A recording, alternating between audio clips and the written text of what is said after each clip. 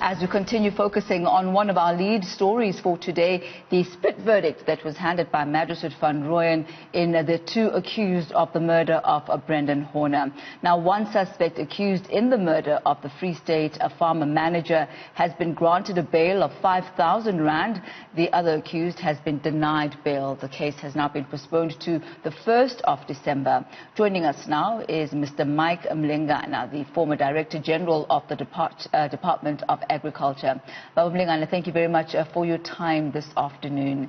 Now, you know, the issue of farm killings has been quite topical in our country for quite a while, and we focus mainly, I guess, on the social aspects of it. Issues of race have come to the fore. But, I mean, you once mentioned, and you once spoke about this, about the impact that farm murders and farm killings actually have on the economy, a perspective which we don't often delve into. If you could just break this down for us, how farm killings impact the economy. Good afternoon, ma'am, and your listeners. And you asked a very vital question, because for the country, this is an economic crime. The issues of social justice and the race issues are just by the way. In my view, the fundamental issue is that it affects productivity.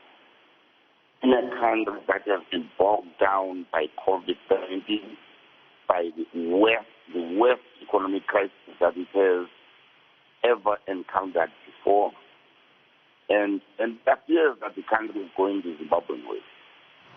And at the center of that is lack of economic growth. It is agriculture that pulls the country into Q2 after COVID-19. So when you kill the farmer or you do stock theft, you are actually saying the consumption, production and consumption aspects of our growth are taken away. And there is more fear from farmers to move away from agriculture into other areas of production because of what is happening.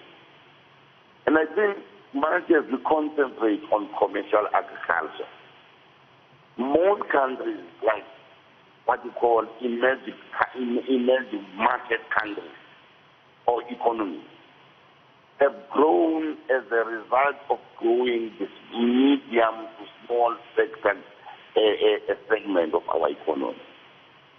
There is a lot of theft and a lot of these crises happen to black farmers. And it's so unfortunate that the race has characterized our reaction to many things.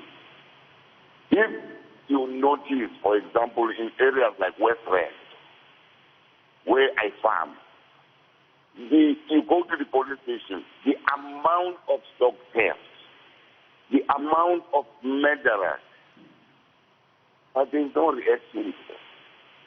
And I'm not saying this reaction is unnecessary, but I'm saying I wish the government can take serious attention, not to murder per se, but to murder of the economy. Instead of doing new economic plans and begin to be proactive in preventing this type of incidences.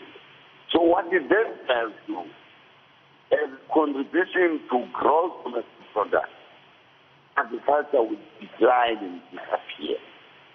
And the question remains, what will contribute to economic growth as a result?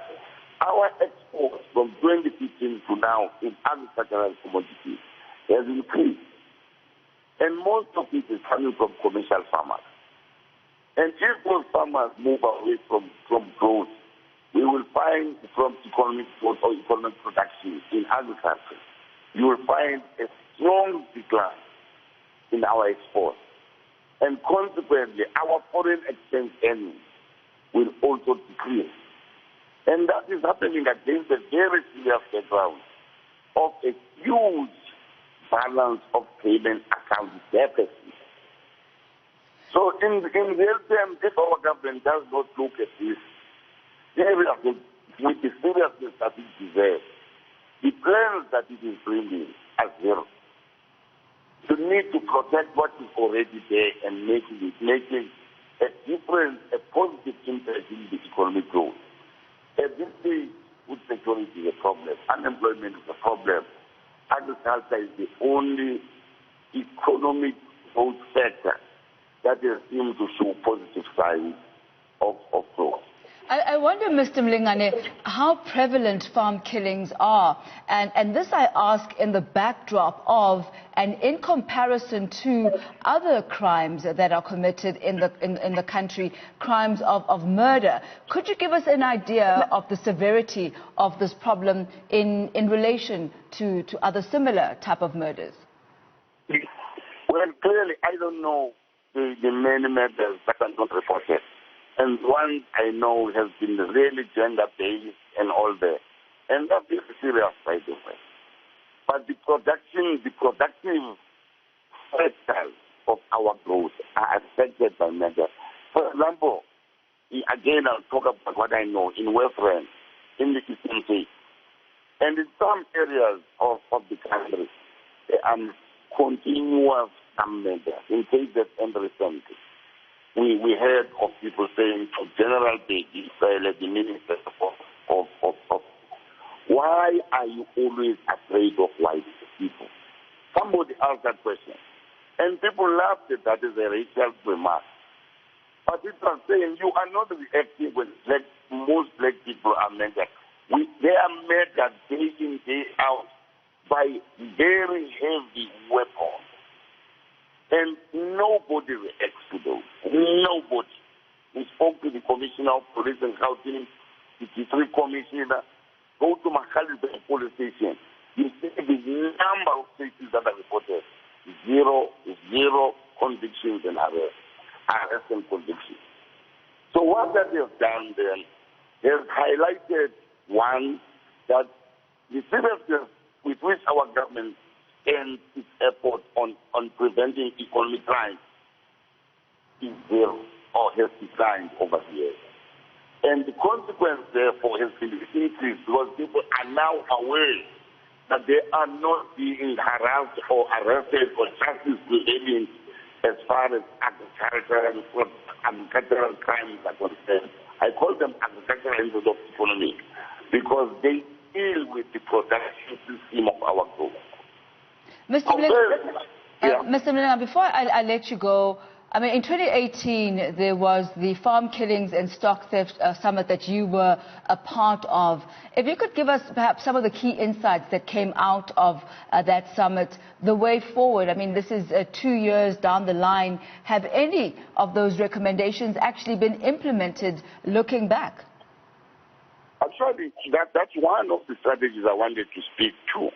When we called for that conference, all the stakeholders were involved. And the reason was simply to highlight the importance of the sector. And secondly, to highlight the crime that is being perpetrated. And we set up both policy and implementation strategies, which were measurable. And we tried to follow them. And gradually, 2019, they just disappeared. Other things took over. And 2020, there was COVID-19. But the truth of the matter is that is what the country needs now. Unfortunately, there is no leadership in agriculture. And I keep on saying that, but I think it's an attack on them. There is no leadership that recognizes the significance of stakeholder relationships and the significance of implementing what comes out of those stakeholder relationship discussions and monitoring their impact, the impact of those implementations. And the end result is the observation by teams and those who feel it's the opportunity to steal. They observe that there is nothing happening. So these people are living, the farmers in particular, living in far remote and distant areas of the country. It's better to attack them with heavy weapons. So I think the best way now is for the country to begin to go to stakeholder relationships. First, to cancel the issue of racializing what is originally an economic crime. And secondly, to bring people together so that we don't have what we saw in Senegal, where there was division between black and white. As soon as you bring stakeholder relationships, you begin to make common the understanding that this crime affects all of us. And it is a united front that can defeat it, not a divisive front, if you will. So from what I've observed, is that we started implementing those recommendations by following them, and the second conference was going to analyze the impact. Unfortunately, I don't think that became a focus once, it did not become a focus. That's why we're where we are today.